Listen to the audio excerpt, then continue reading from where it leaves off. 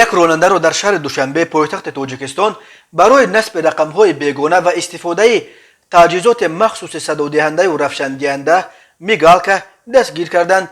مرکز مطبوعات ریاست وزارت کارهای داخلی دوشنبه خبر داد که از جانب کارمندان میلیسیای پایتخت ماشین تمغه لادا پریورا با رقم قید دولتیش 700 MM03 برای استفاده تجهیزات مخصوص صدادهنده و روشندهنده که با استفاده آن آرامی شهروندان را خللدار میساخت بازداشت و به مقامات کارهای داخلی دسترس کرده شد. در نتیجه سنجش معین گردید که راننده افت-ماشین نام برده شهروند آی محمدوف امیرجان سال تولدش 1995 استقامت کننده شهر دوشنبه کوچه شمسی بر زمین نصب غیر قانونی میگالکا همچنین با رقم‌های قید دولتی بیگانه افت-ماشین خود را در کوچه‌های شهر دوشنبه اداره می‌کرده است. ضمن سنجش معین گردید که رقم‌های قید دولتی این ماشین در اصل 1111 SD03 بوده. رقم‌های قید دولتی 700 MM03 به ماشین تمغه خونده که به نام شرکت راه بین المللی حجتگذاری کرده شده است تعلق دارد. آی محمدوف امیرجان به گفته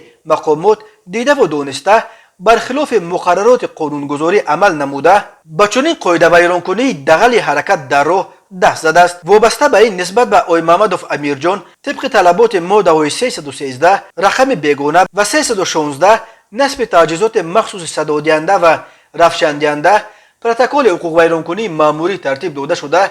دلیل‌های قاعده ویرانکنی یعنی رقم دولتی و میگالکا مصادره گردیده و خود ماشین به جریمه‌گاه موقتی ریاست وزارت کارهای داخلی دوشنبه برده شده است.